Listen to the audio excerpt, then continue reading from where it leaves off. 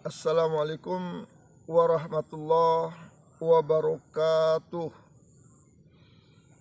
Innal hamdalillah nahmaduhu wa nasta'inuhu wa nastaghfiruh wa na'udzu billahi min syururi anfusina wa min sayyiati a'malina.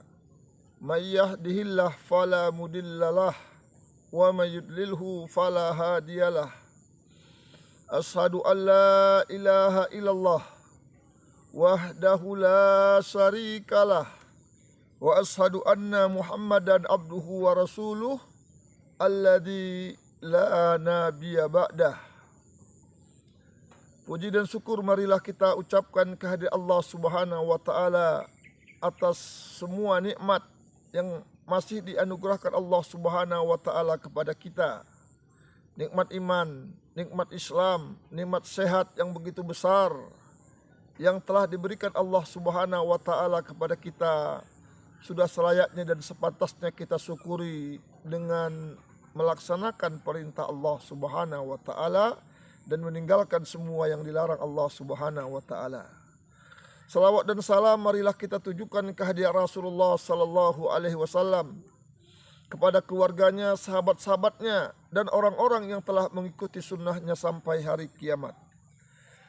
Pendengar kaum muslimin yang dimuliakan oleh Allah Subhanahu wa ta'ala, bahwa semua manusia yang sehat, yang normal, menginginkan dia punya keturunan yang baik-baik, keturunan yang soleh dan solehah.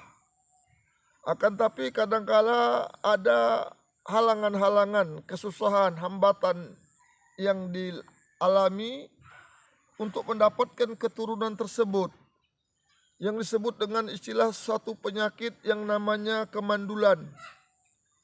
Tidak bisa mempunyai keturunan, baik kemandulan itu menimpa laki-laki atau kemandulan itu bisa menimpa wanita. Kemandulan di kalangan lelaki itu ada dua jenis. Kemandulan organik. Jenis kemandulan ini bisa diobati para dokter jika mereka mampu mengobatinya. Yang kedua, kemandulan yang disebabkan oleh gangguan jin di dalam tubuh manusia.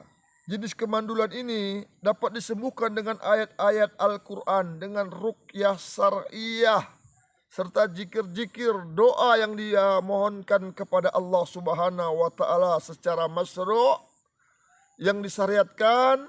Semoga Allah Subhanahu wa ta'ala mengangkat semua penyakitnya.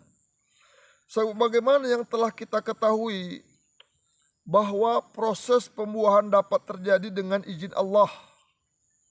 Apabila jumlah sperma pada seorang lelaki mencapai 20 juta mikron per sentimeter kubik, terkadang setan akan menekan atau melakukan tindakan lainnya kepada kedua biji penis testis seorang laki-laki yang memproduksi sperma sehingga menghasilkan sperma kurang dari jumlah yang diinginkan.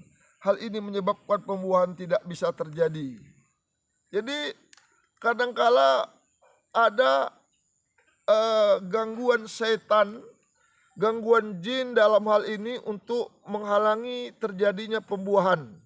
Terjadilah kemandulan bagi seorang laki-laki karena dia tidak bisa membuahi istrinya dengan sempurna.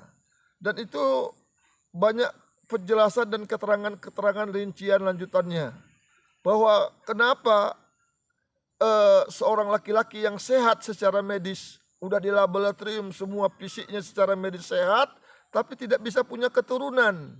Ini bisa disebabkan oleh jin. Bisa dia tekan sperma itu tidak bisa membuah istrinya, bisa sperma itu dia matikan.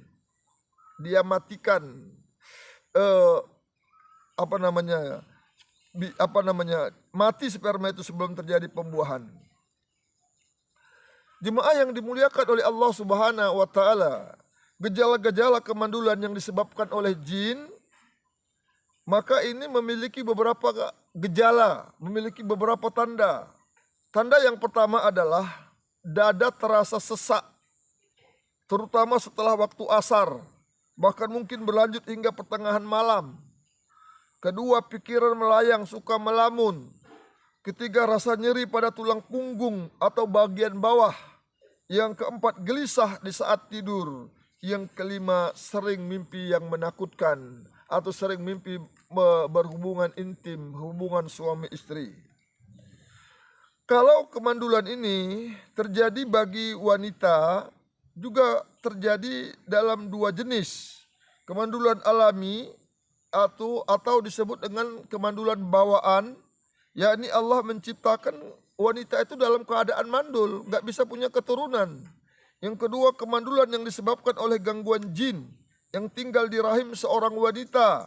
Kemandulan ini dilakukan oleh jin dengan cara merusak sel telur sehingga pembuahan tidak bisa berhasil. Atau jin membiarkannya terjadi kehamilan, namun setelah kandungan tersebut berusia beberapa bulan, ia akan merobek salah satu urat yang ada di rahim wanita. Hal ini menyebabkan pendarahan dan terjadilah keguguran. Oleh sebab itu, keguguran yang sering terjadi karena gangguan jin. Beberapa kasus kemandulan jenis ini telah berhasil diobati.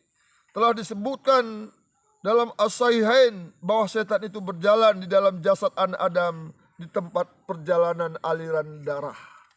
Maka ketika kehamilan wanita itu sebelum hamil, sebelum berhubungan, ada tuntunan-tuntunan sunnah yang diajarkan Nabi untuk kita ikuti. Karena sunnah itu adalah harisu ala hadhihi ummah, penjaga umat ini. Kita terlindungi, terbentengi dari gangguan jin, dari mara bahaya, karena mengikuti sunnah Nabi SAW. Sebelum berhubungan suami istri ada doa yang diajarkan Nabi. Bismillahi jadibni syaitan wa jadibni syaitan ma rojaktana. Kita berlindung dari gangguan setan sampai 2 kali sebelum hubungan suami istri. Ini tuntunan yang diajarkan Nabi. Sehingga kalau takdirnya lahir anak itu tidak bisa diganggu jin. Maka ini perlu ditanamkan kepada calon-calon mempelai, laki-laki dan wanita, untuk menghafal doa-doa ini, bertawakal, minta pertolongan hanya kepada Allah Subhanahu wa taala sebelum terjadi.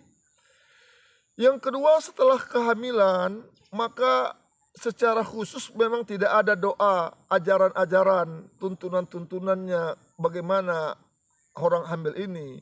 Maka kita ketika hamil itu banyak-banyak memperlindungkan janin yang ada di rahim itu kepada Allah Subhanahu wa taala agar dijaga dari gangguan jin, diberikan anak-anak yang soleh dan solehah dengan mendekatkan diri kepada Allah Subhanahu wa taala, bermohon dan berdoa kepada Allah Subhanahu wa taala agar janinnya yang di rahimnya dilindungi oleh Allah dari gangguan jin. Dengan kita selalu bersedekah, dengan selalu kita membaca Al-Qur'an, bermohon kepada Allah, mendoakan janin yang ada di rahim kepada Allah Subhanahu wa taala agar Allah lindungi rahimnya, agar Allah lindungi janinnya dari segala keburukan-keburukan yang terjadi. Jemaah yang dimuliakan oleh Allah Subhanahu wa taala, pengobatan terhadap kemandulan bagi wanita, maka rekamlah ayat-ayat ruqyah dalam sebuah kaset atau kita bisa download hari ini, dengar di HP, kemudian dengarkan kepada orang-orang yang susah untuk mendapatkan keturunan. Dengarkan di telinganya, bermohon kepada Allah agar Al-Quran itu memiliki efek pengobatan bagi tubuhnya, membersihkan seluruh gangguan-gangguan jin yang ada di tubuhnya. Minta kepada Allah, ya Allah ya Rahman, jadikan kaset bacaan Quran yang kudengar di HP ini, bacaan yang kudengar di MP3 ini, membersihkan seluruh gangguan jin yang ada di rahimku ya Allah, memudahkan aku punya keturunan, membakar semua jin-jin yang ada di tubuhku ya Allah. Itu dimohonkan kepada Allah Subhanahu wa taala. Yang kemudian suruhlah orang yang ada gangguan tersebut membaca surah As-Saffat pada setiap pagi atau mendengarkannya dengan kaset atau dengan HP. Surah As-Saffat didengarkan rutin. Yang ketiga, suruh membaca surah Al-Ma'arij setiap menjelang tidur atau mendengarkannya dengan HP atau ayat-ayat lainnya. Yang keempat, bacakan padanya minyak jintan hitam, habatus sauda. Bacakan habatus sauda di ruqyah habatus sauda dengan ayat-ayat ruqyah, surah Al-Fatihah, ayat kursi atau surah akhir surah Al-Baqarah dan surah Al-Imran, surat-surat yang lainnya. Kemudian perintahkan pasien itu untuk mengoleskan pada dada, pada dahi, pada tulang punggung menjelang tidur, dan dimakan habatus sauda yang sudah diruqyah tersebut jadi rutinitas. sampai gangguan reaksinya hilang. Yang kelima, lalu bacakan juga ayat-ayat yang sama di dalam madu lebah. Cari madu lebah yang asli, kemudian bacakan ayat-ayat ruqyah kepadanya. Kemudian setiap hari madu lebah tersebut diminum. Diminum, 1 sendok makan penuh, pagi, siang, sore, hari minum madu lebah yang sudah diruqyah. Pengobatan ini terus dilakukan selama beberapa bulan. Hendaknya pengobatan ini disertai dengan komitmen untuk menjalankan perintah Allah Azza wa Jalla agar termasuk dalam golongan orang-orang yang mukmin, disembuhkan dengan ayat-ayat Al-Quran yang mulia. Karena Allah Subhanahu wa Ta'ala telah berfirman dalam surah Al-Isra ayat 82, "Wa nunazzilu minal Qur'an ma huwa syifaa'un wa rahmatul lil mu'minin." Tidaklah kami turunkan Al-Quran ke suatu menjadi obat dan penawar dan rahmat bagi orang-orang yang beriman. Jadi ayat ini khusus bagi orang-orang mukmin. Tidak mungkin kalau dia beriman tidak bisa disembuhkan dengan Al-Quran. Tidak mungkin. Oleh sebab itu beberapa kasus kemandulan jenis ini telah berhasil disembuhkan dengan karunia Allah Subhanahu wa Ta'ala. Mungkin video ini dapat menjadi menggugah semangat orang-orang yang lama dikarunia keturunan, sudah lama menikah belum juga dapat keturunan, maka silakan dicoba dengan pengobatan Al-Quran. Silakan dicoba dengan membacakan Al-Quran. Dicoba dengan membacakan Al-Quran, terapi dengan Al-Quran. Semoga Allah Subhanahu wa Ta'ala memudahkan kesembuhannya. Kepada Allah kita bertawakal dan mohon pertolongannya. Wabillahi taufiq wal hidayah. Assalamualaikum warahmatullahi wabarakatuh.